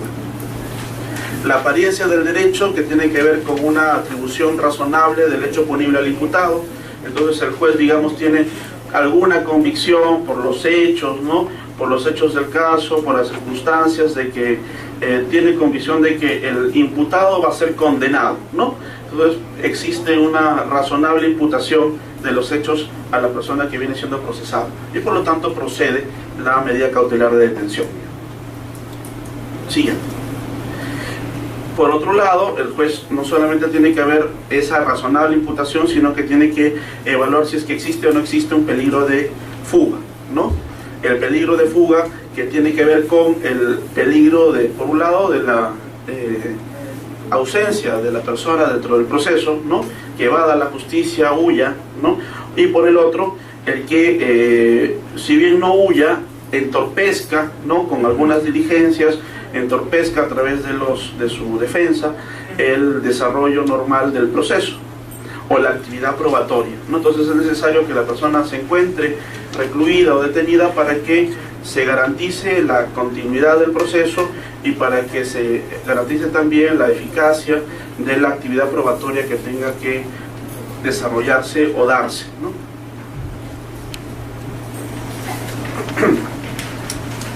En términos formales, la detención judicial, de acuerdo a lo que señala la Constitución, en primer lugar, tiene como exigencia el que la orden sea escrita, ¿no? El juez establece una orden escrita. Si bien, como sabemos y veremos el viernes, para el habeas corpus no existe ningún tipo de formalidad, y yo puedo plantear un habeas corpus por teléfono, de manera oral, cualquier persona, cualquier menor de edad, etcétera, ¿no? Para el caso de la detención preliminar, la detención judicial establecida tiene que estar contenida en un documento escrito, y además ese documento escrito tiene que encontrarse motivado, ¿no? Es decir, el juez mínimamente tendría que establecer las consideraciones o los supuestos que acrediten, ¿no?, su convicción de que determinada persona tiene que restringirse en su libertad para garantizar la eficacia o eficiencia del proceso, ¿no?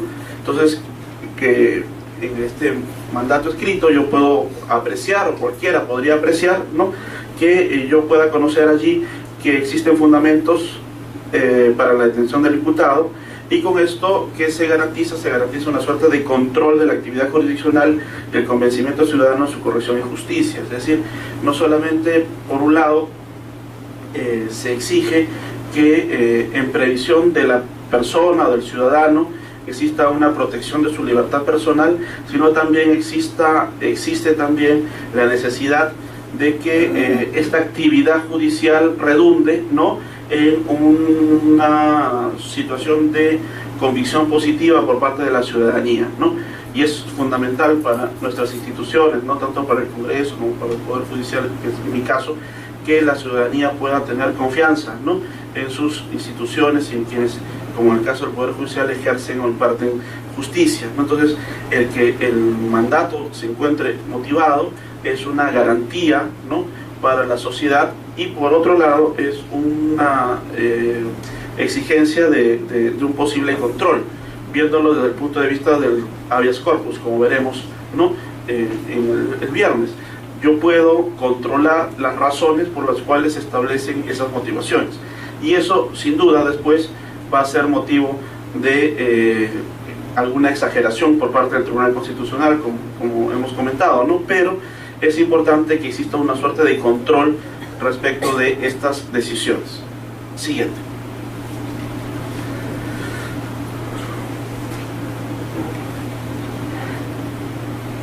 La libertad personal no solamente puede verse restringida o limitada por una orden judicial o por la policía en su situación de flagrancia, sino que existen otros supuestos, otras medidas cautelares que pueden darse, ¿no?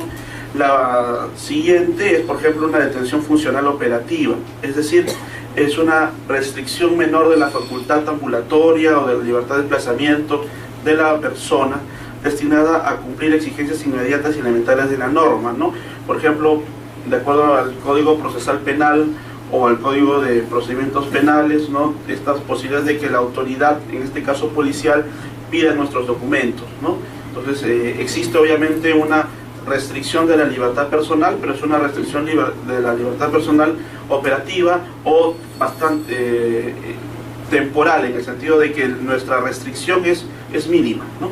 Pero sin duda, como es una autoridad, nosotros estamos obligados a favorecer, ¿no?, el cumplimiento de la norma, y si nos piden documentos, pues tenemos obviamente que ofrecerlos, ¿no? Ahí hay después toda una discusión de si yo no tengo documentos, entonces voy detenido o no voy detenido, ¿no? En situaciones en las cuales estábamos en casos como el terrorismo, obviamente el no tener documentos era ya casi una suerte de antesala, ¿no?, a una temporada en la prisión. Ahora el no tener documentos se entiende como una infracción, ¿no?, pero no es un delito. Entonces, por lo tanto, si es infracción, no debe haber detención, ¿no? Sin embargo, la autoridad sí puede perturbar, restringir mi libertad personal, pero se entiende por determinados momentos, ¿no?, por un tiempo bastante breve para poder ejercitar o hacer efectiva su labor. Ahí habría que... el Código Procesal Penal, ¿no?, permite este tipo de intervenciones por parte de la policía, ¿no? Es más, aquí el Congreso aprobó una ley de uso de la fuerza, ¿no?, que es bastante discutible, ¿no?, en términos constitucionales, pero aprobó una ley de uso de la fuerza por parte de las Fuerzas Armadas y por parte de la policía, y dentro de esa ley, ¿no?, se permitía justamente esos hechos o esas circunstancias que usted menciona, ¿no? La policía o la autoridad puede estimar que habría indicios, ¿no?, o una supuesta apariencia de que habría algún tipo de infracción, y por lo tanto interviene, y uno tiene que colaborar con la justicia. La responsabilidad va a ser siempre posterior. Si es una situación de abuso, entonces siempre está uno facultado a interponer una denuncia por abuso de autoridad, ¿no?, y esta sigue su curso. Pero no sería, digamos, aconsejable en términos prácticos el evadirse de estas acciones, porque de acuerdo a la ley de uso de la fuerza, la autoridad puede repeler, ¿no?, estas omisiones, negligencias o conductas empleando la fuerza, ¿no? Y entonces el riesgo sería bastante más severo para la integridad o la vida de la persona. Si se establece que en realidad no hay ninguna justificación para eso, yo estimaría que lo razonable sería una responsabilidad posterior por un tema de abuso de autoridad, ¿no?, sin duda allí, pero sí están habilitados para eso. Ahora, por otro lado, para el tema de las infracciones de tránsito, como sabemos también, existen pues no todos los policías están autorizados a establecer infracciones de tránsito, y no todos los policías están autorizados a hacer controles de tránsito, solo los de tránsito.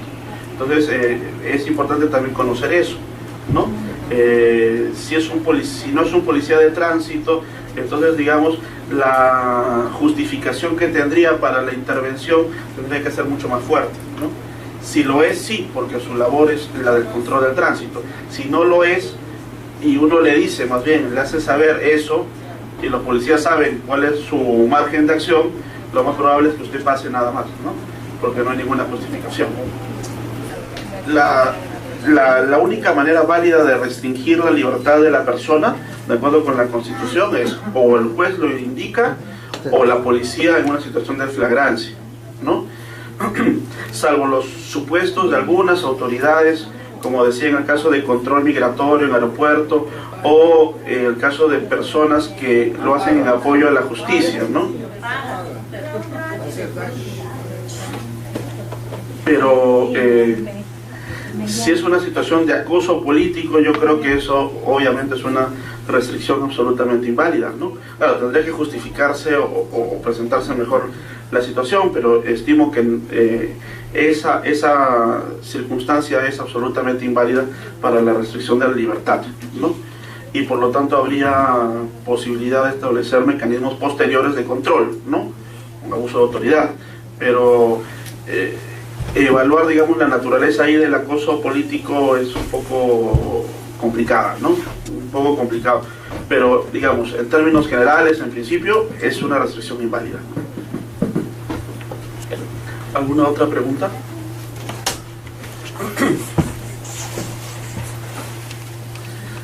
Esto es justamente lo que yo mencionaba. El Código Procesal Penal, en el artículo 205, establece, ¿no?, que la Policía Nacional, sin necesidad de orden del fiscal o del juez, podrá requerir la identificación de cualquier persona y realizar la comprobación pertinente en la vía pública o en el lugar donde se hubiera hecho el requerimiento, cuando considere que resulta ser necesario para prevenir un delito o obtener una información útil para la averiguación de un hecho punible, ¿no? Ustedes pueden ver allí que el margen de acción que tiene la policía es amplio, pero que está justificado, supuestamente, porque o habría una suerte de prevención de un delito o porque están haciendo una investigación. Digamos, porque se les ocurre, eso no estaría prohibido, eso está de todas maneras vedado, y eso después podría ser pasible de algún tipo de control, ¿no? Pero en principio, el que una persona pueda requerir la identificación de una persona, ¿no? Un policía requerir la identificación de una persona está pues legitimado en esos dos supuestos, ¿no? O necesario en lógica de una prevención delictiva o necesario para la investigación policial que se viene realizando. Serían los dos supuestos. Dentro del mismo código, el inciso 4, ¿no?, en caso de no sea posible la exhibición del documento de identidad, según la gravedad del investigado o del ámbito de la operación policial practicada, ustedes pueden ver aquí que el margen de acción es bastante más grande, inclusive, ¿no?, el policía evaluará si es una situación de gravedad delictiva o no, no es lo mismo un hurto que un robo agravado en banda, ¿no? No es lo mismo una persona con un cuchillo que 5 con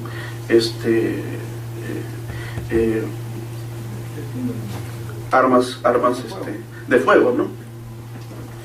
Entonces, según esa situación, conducirá al intervenido a la dependencia policial más cercana para exclusivos fines de identificación. Podrá tomar huellas del intervenido y constatar si registra alguna requisitoria. Si registra requisitoria, ahí sí va a pasar una temporada, ¿no? Recordemos que ahora las comisarías tienen todas, ¿no?, el sistema de las requisitorias bastante efectivas.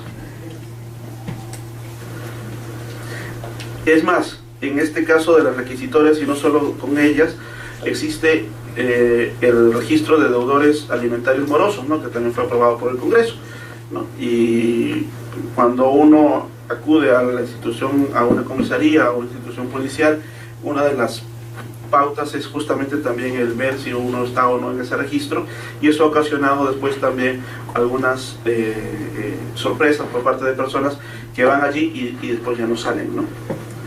Este procedimiento, ¿no?, contado desde el momento de la intervención policial, no puede exceder de 4 horas, luego de las cuales se le permitirá a la persona retirarse, ¿no? Salvo que exista pues convicción de que en realidad es una persona que merece o que tiene responsabilidad penal posible, y por lo tanto se dé parte de la Fiscalía para su denuncia o al Poder Judicial para su detención, ¿no? Entonces, el Código Procesal Penal permite este tipo de actividades por parte de la policía. No estamos en una situación de flagrancia, no hay una flagrancia delictiva, yo tengo solamente una presunción, ¿no? Y la vía para garantizar o confirmar la presunción es el pedir la identificación de la persona, ¿no? Yo puedo estimar como policía de que existen algunas circunstancias agravantes que hacen que yo tenga la necesidad no solamente de pedir la identificación, sino de conducirlo a la comisaría para una toma de huellas digitales, todo lo cual no puede demorar más allá de 4 horas, ¿no? Digamos que acá volvemos a la ponderación o a la proporcionalidad, ¿no? Por eso se exige que las conductas delictivas posibles sean graves. Si estamos frente a una falta o un delito leve, no se legitimaría, digamos, esa determinación. Siguiente. Existe otro tipo de detención funcional que se llama detención funcional preventiva, ¿no?, con el fin de evitar la producción de un resultado lesivo determinado para los intereses de la comunidad o impedir la ineficacia de una norma de derecho público no penal inmediatamente quebrada, dice la teoría, ¿no? Por ejemplo, internar el internamiento de un incapaz o de detención por razones sanitarias, ¿no?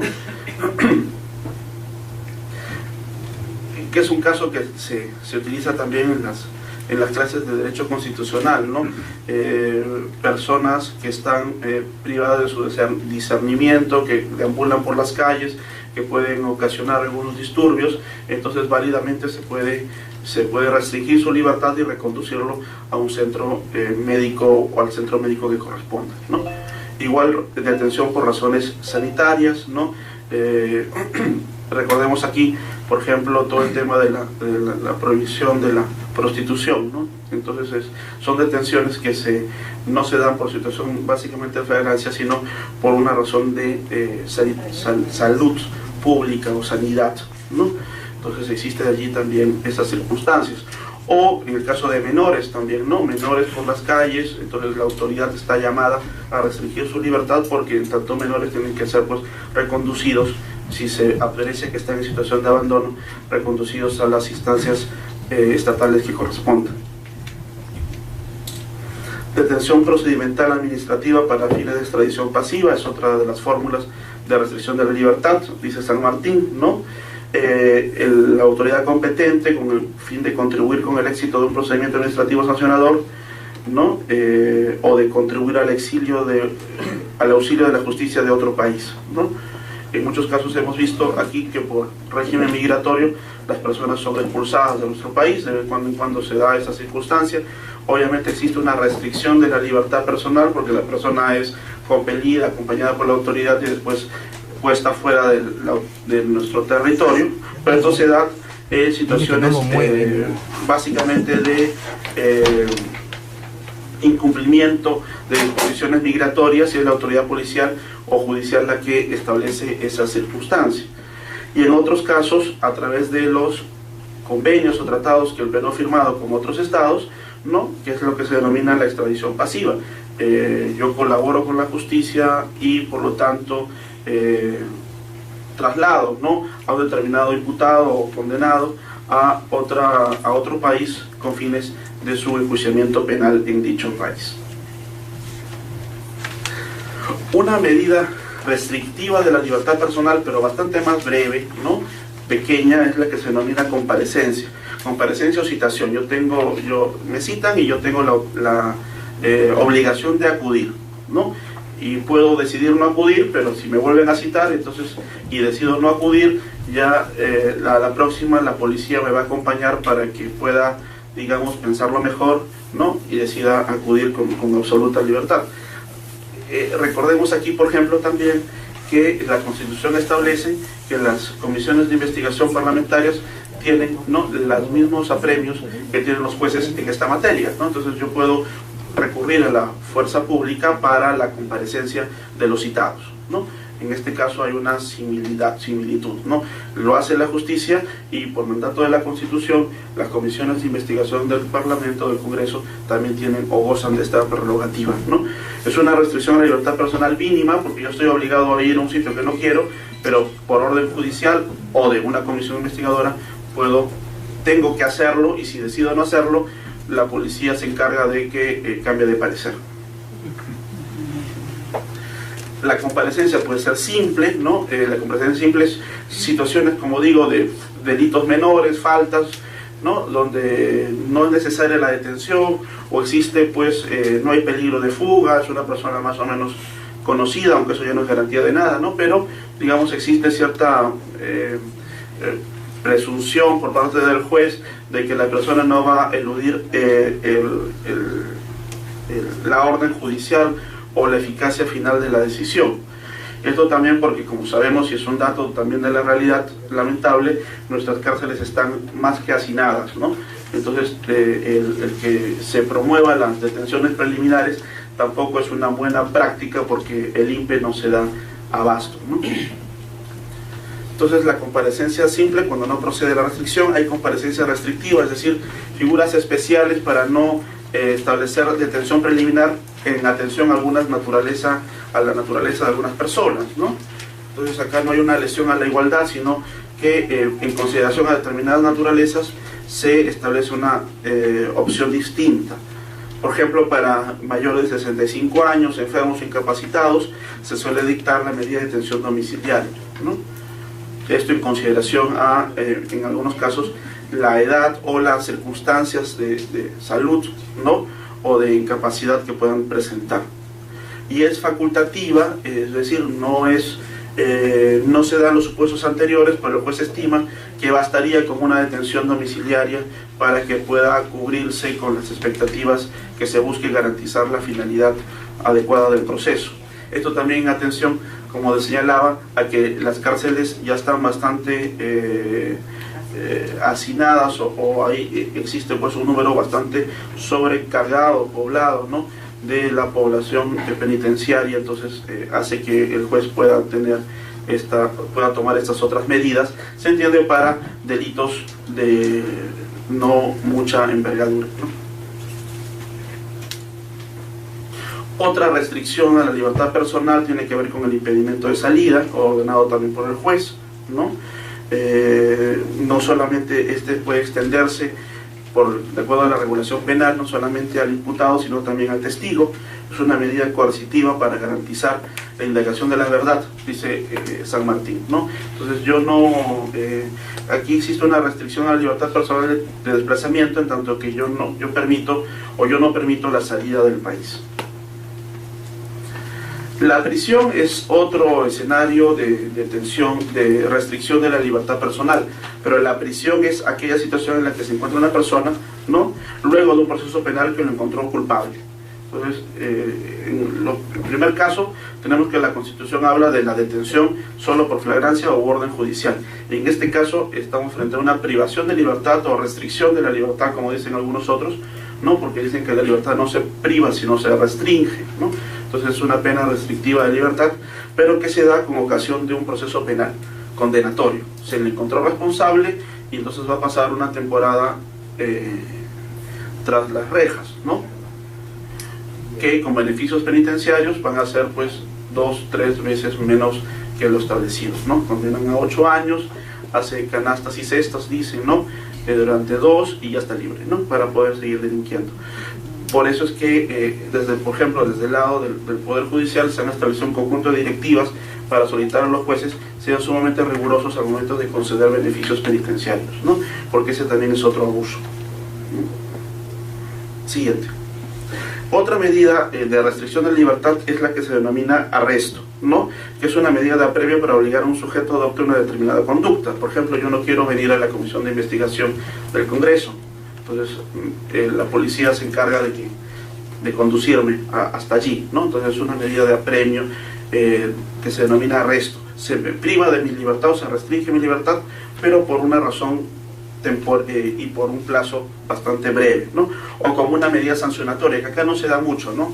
Esto se ve más en las películas norteamericanas, ¿no? Un desacato ante un juez, el juez le falto yo al respeto y el juez me manda 2 días a la cárcel, ¿no?, a la prisión, como una medida de arresto.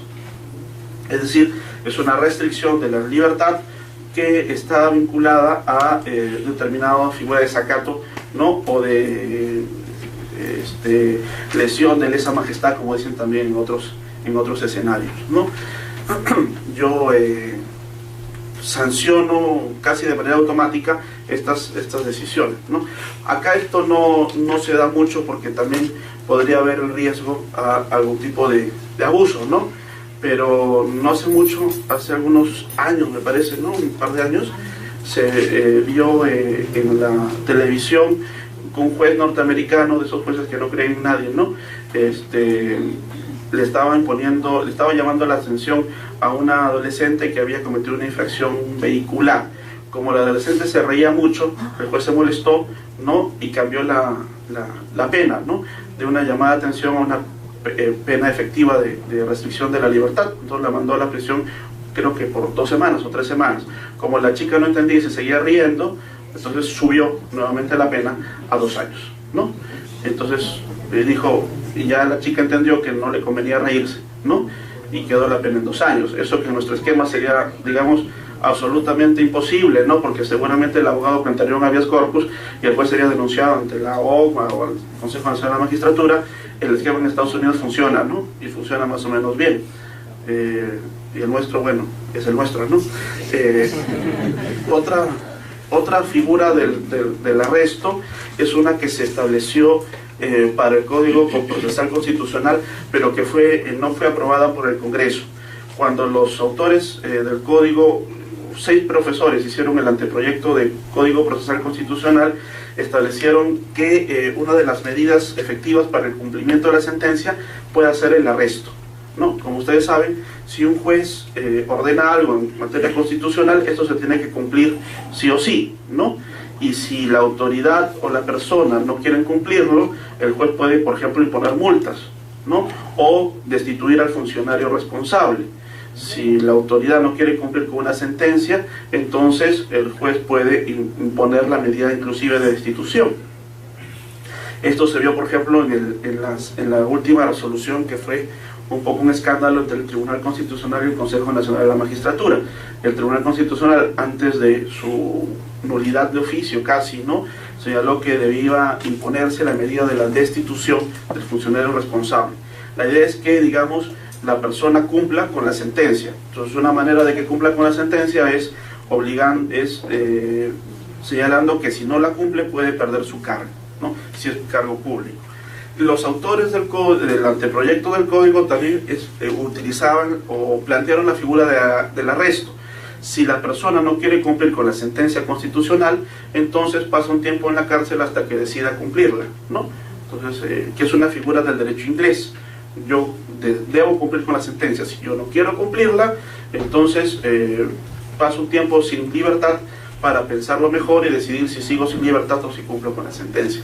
Acá se estimó en el Congreso que esa era una medida un poco abusiva, ¿no?, y que en las manos de los jueces o del Tribunal Constitucional podría ser sumamente peligrosa y se excluyó, ¿no? Pero es una figura que existe, por ejemplo, en el caso del derecho inglés, en el derecho norteamericano también, ¿no? No está aquí. Entonces acá arresto básicamente para establecer determinada conducta, venga usted a una citación a la fuerza o una medida sancionatoria por un tema de desacato. Siguiente. Finalmente, la aprehensión es aquella medida de la restricción de la libertad que la hace el particular. Digamos, no es función de las personas detener a las otras, ¿no?, pero lo hace dentro de la lógica de colaborar con la justicia, ¿no? El Código Procesal Constitucional el Código Procesal Penal, perdón, establece esa posibilidad, ¿no? El artículo 106 autoriza a los particulares a practicar aprehensiones, detenciones, ¿no?, en los supuestos de flagrancia y con la obligación de entregar inmediatamente al afectado a la autoridad policial más próxima. Se entiende que deben entregarlo en las mejores condiciones o garantizando su integridad, ¿no? Lo que sabemos más bien es que mientras lo entregan a la policía, un poco lo entregan a la turba, ¿no?, para que pueda ahí la sociedad hacer un poco de catarsis con él, ¿no? Y eso obviamente es inconstitucional también, pero bueno, ya excede a nuestras posibilidades, ¿no? El código lo que establece es que yo puedo detener a una persona, una particular puede detener a otro, que se denomina aprehensión si es que exista flagrancia, ¿no?, y que garantice mínimamente su integridad.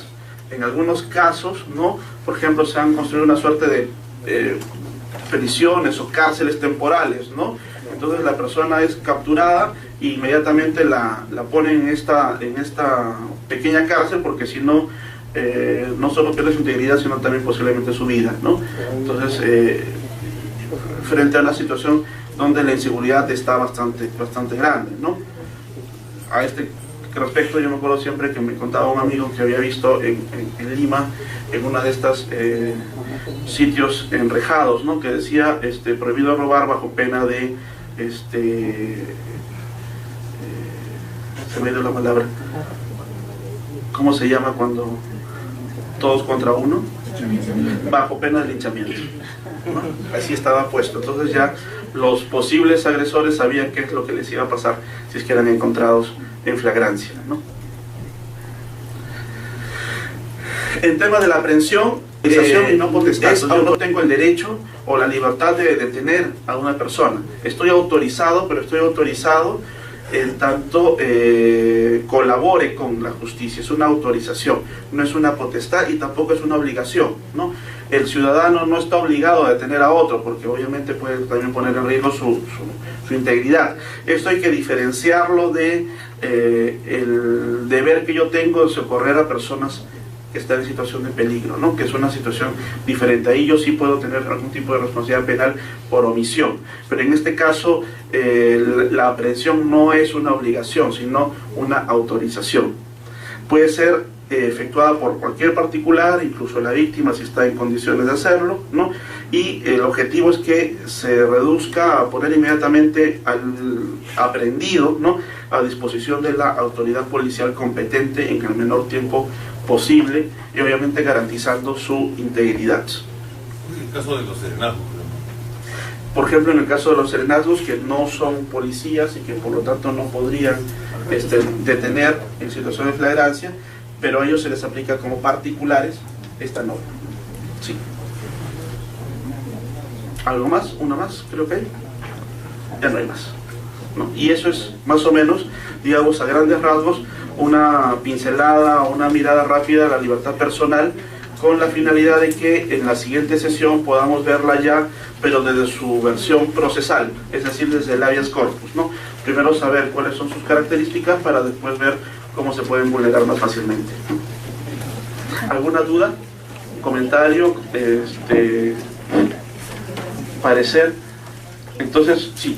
Para el caso de la aprehensión, ¿hay algún tipo de nivel de delito? Por ejemplo, no sé, hay delitos que no requieren detención, o para que alguien en particular aprehendería a alguien que no va a ser detenido después, ¿no? Claro, ahí lo que se exige es que se exige lo mismo que para una detención policial, flagrancia, ¿no? Pero el policía tiene, digamos, un tratamiento, tiene una formación respecto mínima, ¿no?, respecto de saber si es un delito grave o no. Pedirle eso a un particular es bastante más complicado, ¿no? Entonces allí lo que se busca es que, por lo general, las aprehensiones están vinculadas sobre todo con delitos contra el patrimonio, ¿no? O contra la libertad sexual, la integridad, ¿no? Ya delitos como contra la administración de justicia, peculado, concusión, colusión, eso ya escapa un poco a las posibilidades, pero sí vinculadas a este tipo de delitos, y ahí sí habría, digamos, esa justificación. Lo que se busca es que el particular lo haga excepcionalmente, no es su tarea, ¿no? Ahora, si es un serenazgo, como usted mencionaba, obviamente ahí sí debe haber algún tipo de preparación mayor, ¿no?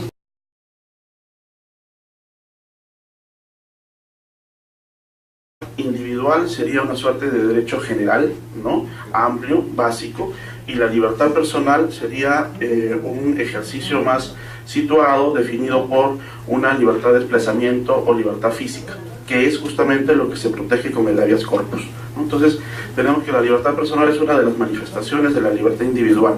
¿Y la libertad individual cómo se entiende?, ¿no? La libertad individual se entiende básicamente como una libertad general de actuación. Vamos a ver allí, ustedes lo pueden apreciar, que sobre libertad individual, libertad personal, está este derecho previsto, ¿no?, en distintos ordenamientos, tanto supranacionales como nacionales.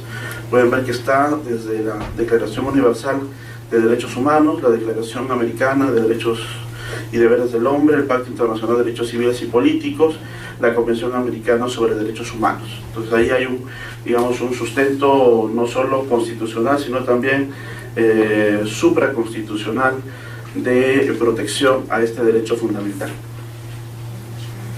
La libertad personal está prevista, ¿no?, en la Constitución, en el artículo 2, inciso 24, y la Constitución utiliza el término libertad individual en el artículo 200, inciso 1, cuando habla del habeas corpus. Eso es justamente lo que les comentaba hacía unos instantes, ¿no? La Constitución no utiliza un esquema riguroso, ¿no?, respecto a este derecho. Por un lado, en el capítulo sobre los derechos fundamentales establece la libertad personal, pero cuando desarrolla el habeas corpus, ¿no?, hace mención a la libertad individual. Entonces ahí pueden comenzar a ocurrir algunas dificultades, ¿no? Una primera solución sería entender que libertad personal y libertad individual son básicamente lo mismo, están previstas ambas en la Constitución. Pero la precisión viene ya por el lado de la jurisprudencia o de la teoría, y el Código Procesal Constitucional, que establece que más bien el derecho protegido por el habeas corpus es el de la libertad personal. La libertad individual, entonces, ¿qué sería? La libertad individual sería una suerte de derecho macro, ¿no? Derecho general. Podría definirse como una suerte de autodeterminación sin interferencia. Hacer lo que considero conveniente hacer, siempre que no esté prohibido o que por una ley imperativa, ¿no? Entonces, la libertad individual, en algunos otros escenarios, se denomina libre desarrollo de la persona, autonomía privada, libertad general de acción o libertad general de actuación. Es un derecho general, ¿no?, que tiene también un desarrollo importante en la jurisprudencia del Tribunal Constitucional, pero que es, como ustedes pueden apreciar, el derecho sobre el cual se construyen los demás derechos, ¿no? Las libertades de expresión, de información, la libertad de asociación, la libertad de reunión, la libertad de conciencia, la libertad religiosa, la libertad personal, o de este valor que sería un mandato de no interferencia. Yo debo de establecer márgenes, ¿no?, de libertad a los seres humanos, porque si no terminamos pareciéndonos a aquellos estados de los cuales hemos querido salir, ¿no? Estados absolutistas, estados donde el margen de libertad es muy precario. Siguiente. Desde un punto de vista teórico, filosófico, y acá me valgo del filósofo muy interesante Isaiah Berlin, ¿no?, la libertad puede ser entendida también de dos puntos de vista, ¿no? Por un lado tiene una dimensión negativa y una dimensión positiva. La libertad negativa en términos de Berlin es aquella libertad de interferencia, ¿no?, en asuntos personales. Es decir, la libertad negativa impide, ¿no?, impediría que el Estado intervenga inválidamente en el desarrollo de mi persona. Por otro lado, la libertad positiva tendría que ver con una libertad ¿no?, una libertad para poner en práctica algún bien mayor respecto de la historia, dice Berlin, ¿no? Entonces aquí hay un contenido negativo y un contenido positivo de la libertad individual. Por un lado, una garantía de que el Estado no intervenga de manera excesiva o desproporcionada dentro de los márgenes de mi libertad, y por otro lado, una exigencia para mí, usar la libertad para algo, ¿no?, para algo que se estima debe ser positivo, y en términos ya, digamos, constitucionales, en actividades compatibles con una sociedad democrática y constitucional. Siguiente.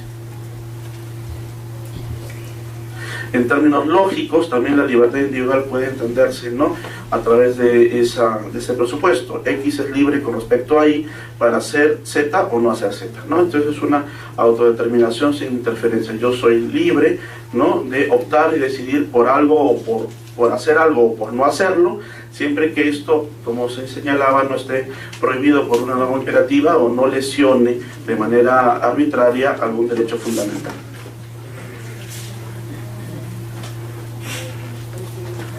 Es lo que se comentaba allí, ¿no? Si X es una acción y no está prohibida por una norma jurídica formal y materialmente constitucional, entonces estará permitida la realización de X, ¿no? Yo puedo hacer todo lo que considere conveniente, salvo que esté prohibido por una norma imperativa, una norma expresa, o lesione en términos materiales la Constitución, ¿no? En eso consiste la libertad individual. En términos de la Corte Interamericana de Derechos Humanos, en un caso también bastante célebre, el caso Chaparro Álvarez y otros contra Ecuador, del año 2007, se define, ¿no?, en esos mismos alcances la libertad individual, la capacidad de hacer o no hacer todo lo que esté lícitamente permitido, ¿no? Este es un ejercicio del principio de libertad. Puedo hacer todo lo que yo quiera, ¿no?, diferente del esquema estatal, sometido al principio de legalidad. El Estado solo puede hacer aquello que se le está permitido. Nuestro esquema es, en este caso, diferente. Constituye el derecho de toda persona de organizar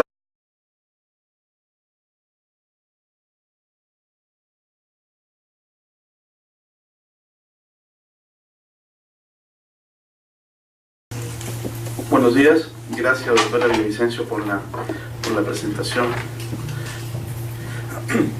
y gracias a todos ustedes por acompañarme en esta jornada de un lunes por la mañana, que siempre es, los lunes son pesados, y si eso sumamos una sesión de habeas corpus y libertad personal, puede ser quizá un atentado contra los derechos fundamentales, ¿no?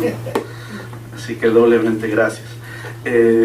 El propósito de estas clases, de estas sesiones, es el poder ofrecer un panorama del habeas corpus y de su derecho fundamental vinculado, que es la libertad personal, en dos partes. En una primera vamos a ver algunas consideraciones teóricas y jurisprudenciales sobre la libertad personal, y en la sesión del viernes veremos la libertad personal desde su ejercicio procesal, que es el habeas corpus, ¿no? Entonces, por eso es necesario primero tener algunas consideraciones claras respecto de el derecho fundamental involucrado, para que después podamos apreciar cómo se ha configurado la protección procesal de este derecho, donde el Tribunal Constitucional tiene, para bien o para mal, bastante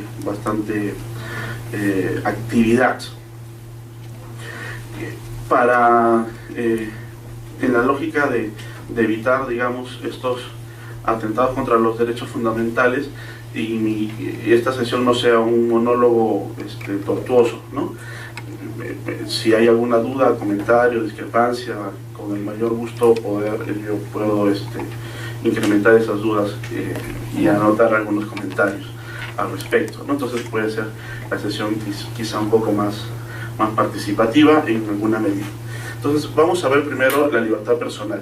Y respecto a la libertad personal, conviene hacer una primera diferencia con otro derecho que está vinculado, que es la libertad individual.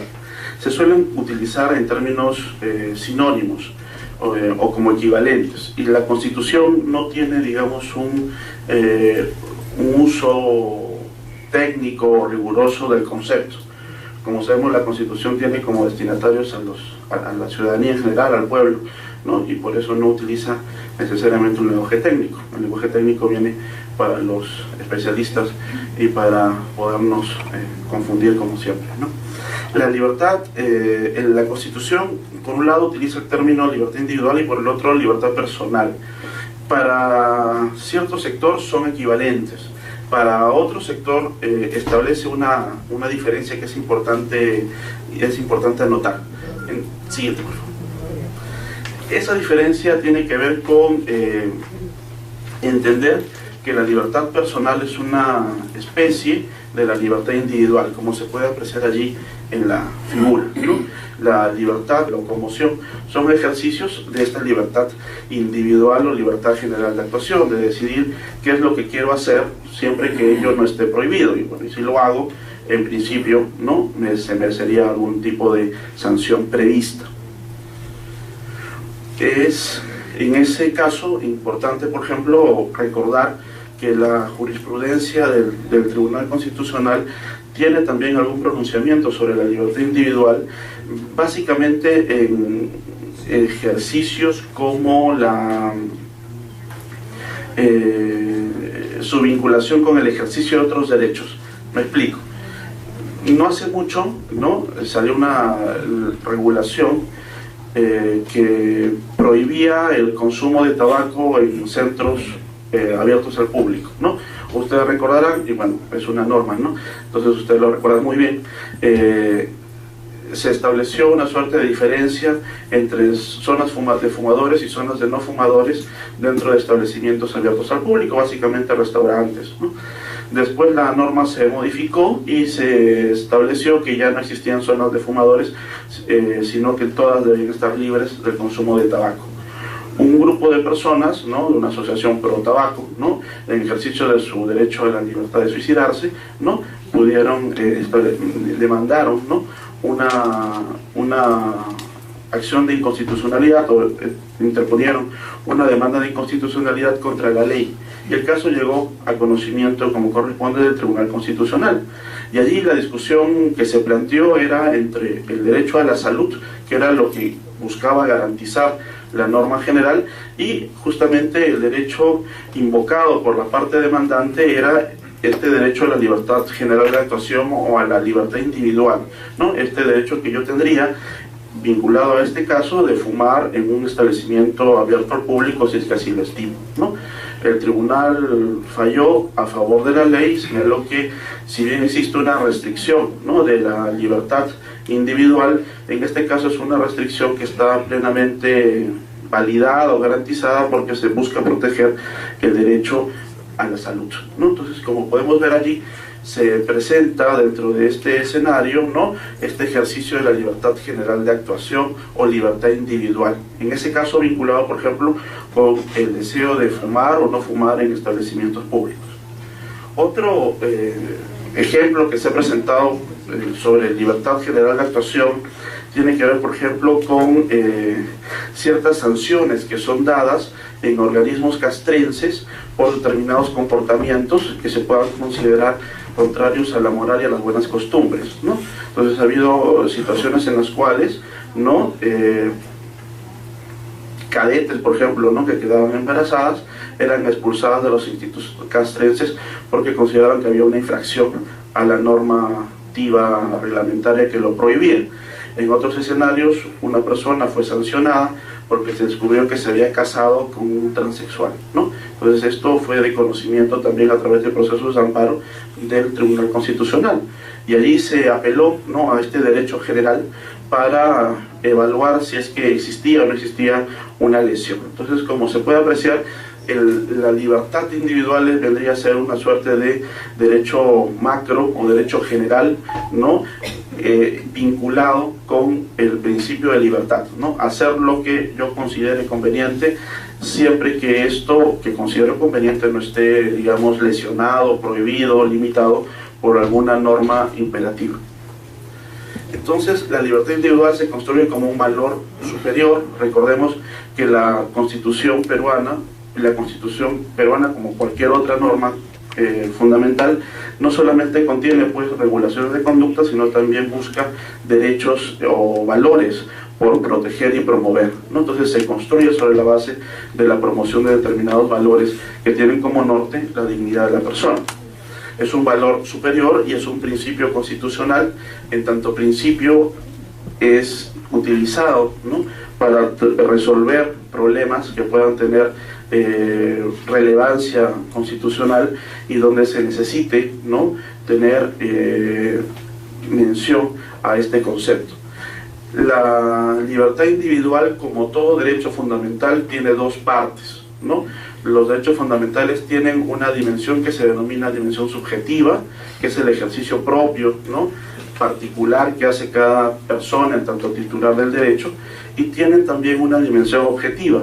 Es decir, los derechos fundamentales no solamente son importantes porque ejercen o favorecen facultades de hacer o no hacer a las personas, sino porque todo nuestro ordenamiento se basa o debería basarse a la luz de los derechos fundamentales, ¿no?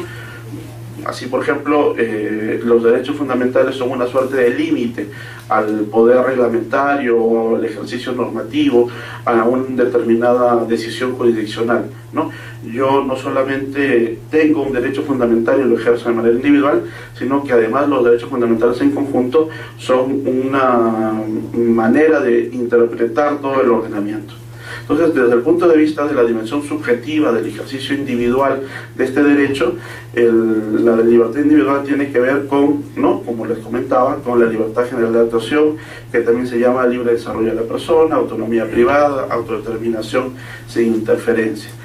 Por el lado objetivo, ¿no?, esta dimensión de la libertad individual tiene que ver con aquella orientación del comportamiento estatal y del contenido del derecho positivo, ¿no?, como una suerte de mandato de no interferencia. Entonces, el Estado, ¿no?, a través de sus distintos organismos constitucionales, autónomos o reparticiones estatales, tendría que desarrollar sus distintas ejercicio de competencias, sean legislativas, normativas, ejecutivas, regulatorias, etcétera, teniendo en cuenta